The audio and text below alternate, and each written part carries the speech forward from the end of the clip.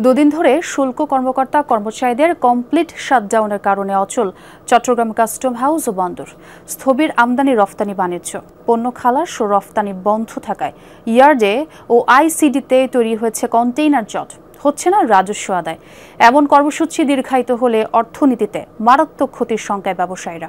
Insect repellent master batch যুক্ত RFL ওয়াট্রো, কাপড় যত্নে রাখার নাম্বার 1 সলিউশন।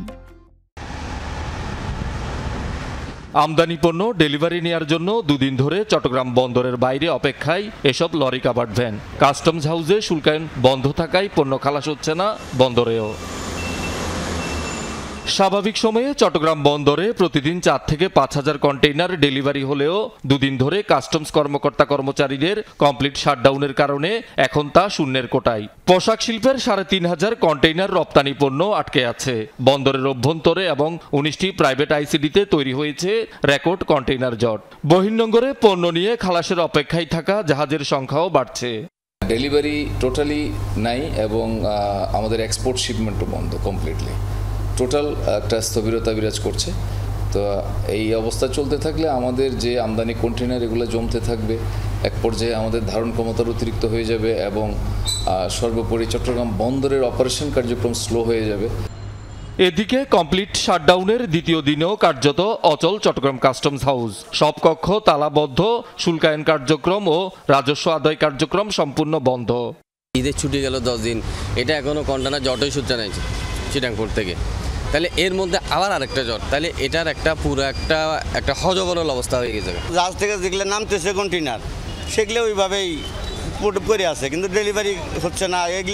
যেগুলো মাল কন্টেইনার থাকতেছে এগুলো তো প্রতিদিন নিয়মিত শিপিং এবং ফুডের ড্যামারেজ বাড়তেছে। চিটাং বন্দর হচ্ছে বাংলাদেশের সবচেয়ে বড় সাপ্লাই চেইন। সাপ্লাই চেইন যখন বন্ধ হয়ে যাবে তখন খাদ্যের দাম অটোমেটিক দাম বেড়ে যাবে। ওরা লাগিয়ে গেছে, কিন্তু কষ্ট আছে তো জনগণ, কষ্ট আছে আমরা সিএনএফ কর্মকর্তা বা আপনার ইম্পোর্টার। টানা এমন কর্মসূচিতে আমদানি রপ্তানি বাণিজ্য সহ দেশের অর্থনীতি মারাত্মকভাবে ক্ষতিগ্রস্ত হচ্ছে বলছেন ব্যবসায়ীরা। দ্রুত পদক্ষেপ না নিলে পণ্য সরবরাহ চেইন ভেঙে পড়ার শঙ্কা তাদের। প্রতিদিন যে সকল ড্যামার্জ এগুলো তো আমার দেশে থাকবে না, এগুলো কিন্তু চলে যাচ্ছে দেশের বাইরে। এই যে আমাদের ফরেন কারেন্সি যে আসার কথা, সেখান থেকে আমার দেশ থেকে টাকাগুলি অন্য দেশে চলে যাচ্ছে, এই বিষয়গুলো নিয়ে কিন্তু চিন্তা করা দরকার। এই অনাকাঙ্ক্ষিত পরিস্থিতি বাংলাদেশের ইতিহাসকে রেকর্ড করছে। আমার মনে হয় এটি আমাদের ইমেজকে ক্ষুণ্ণ করছে। এই অর্থনীতির প্রবৃদ্ধি আজকে ধ্বংস হয়ে যাবে যদি অনতিবিলম্বে এই কলম বিরতি বা শটডাউন যদি বন্ধ না হয়। শহীদুল সুমন, যমুনা নিউজ, চট্টগ্রাম। দর্শক, যেমনটি বলছিলাম, চট্টগ্রাম কাস্টমসে অচলাবস্থা এ বিষয়ে খোঁজখবর রাখছেন আমার সহকর্মী আলামিন শেখদার।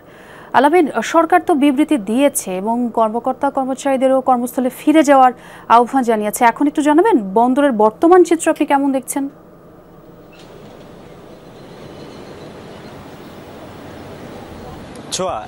আহ্বান জানালেও এখন পর্যন্ত তারা কেউ কাজে যোগ দেয়নি এবং যেহেতু দিনের শেষ বেলার দিকে এই ধরনের একটি সরকার থেকে নির্দেশনা এসেছে, এখন পর্যন্ত আমরা দেখিনি যে কাস্টমসে কোনো কর্মকর্তারা এসে কাজে যোগ দিয়েছেন। যার ফলে চট্টগ্রাম বন্দরের পরিস্থিতি যদি বলতে চাই, চট্টগ্রাম বন্দর একেবারেই নিষ্প্রাণ। চট্টগ্রাম বন্দরের এই যে বড় বড় কন্টেইনার হ্যান্ডেলিং করার জন্য যে ক্রেনগুলো দেখছেন, সেগুলো একেবারে বলতে পারি যে নিশ্চুপ কর্মহীনভাবে বসে আছে।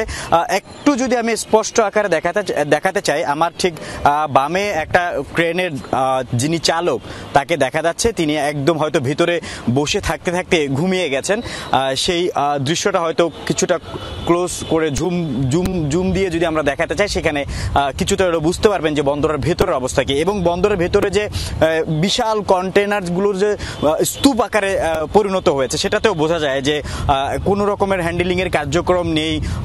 গাড়ি যেগুলো আসছে সেগুলো নিয়ে যাওয়ার জন্য, যেহেতু খালাসের যে কার্যক্রম সেটা কিন্তু হয়নি। প্রতিদিন বন্দরের আমরা যতটুকু জানতে পারি, বন্দর থেকে প্রায় 3.5 থেকে 4,000 কন্টেইনার প্রতিদিন খালাস হয়ে থাকে। সেই কাজগুলো কিন্তু এখন জমে আছে, যেহেতু পূর্ণ শাটডাউনে চলে গেছে চট্টগ্রাম কাস্টমস। এবং এই কারণেই কিন্তু চট্টগ্রাম বন্দরের ভেতরে যে পরিস্থিতি, সেটা বলা যেতে পারে তাদের অভ্যন্তরীণ যে জাহাজ থেকে পণ্য লোড আনলোডের যে বিষয়টি, সেটি স্বাভাবিক থাকলেও খালাসের যে কার্যক্রম, সেই খালাসের খালাসের কার্যক্রমটা হচ্ছে না এবং এর কারণে কিন্তু আমদানিকারকরা অনেকটা ক্ষতিগ্রস্ত হচ্ছে। যেহেতু আমদানিকারকদের পণ্যটি চট্টগ্রাম বন্দরে আসার পর একটি নির্দিষ্ট সময় থাকে, সেই সময়ের মধ্যে যদি তারা খালাস করতে না পারে সেজন্য কিন্তু তাদের পরবর্তীতে বাড়তি জরিমানা গুনতে হয়, চার্জ দিতে হয়। সেই চার্জটা যখন তারা দিচ্ছেন সেই চার্জের প্রভাবটা কিন্তু ভোক্তা পর্যায়ে পড়বে, কারণ কোনো আমদানিকারক তার এই যে কস্ট, সেই কস্টের বাড়তি কস্টটা কিন্তু কখনোই নিজে থেকে দিবেন না, সেটা ভোক্তা পর্যায়ে পড়বে এবং যার কারণে দেশের রাজস্ব আদায় থেকে শুরু করে মানুষের ভোক্তা পর্যায়ে একটি বড় প্রভাব পড়েছে। ছোঁয়া জি, এবং আমদানিকারকরাও ক্ষতির মুখে এবং সেই সাথে ব্যবসায়ীরা আসলে শঙ্কা প্রকাশ করছে। ধন্যবাদ আলামিন আপনাকে।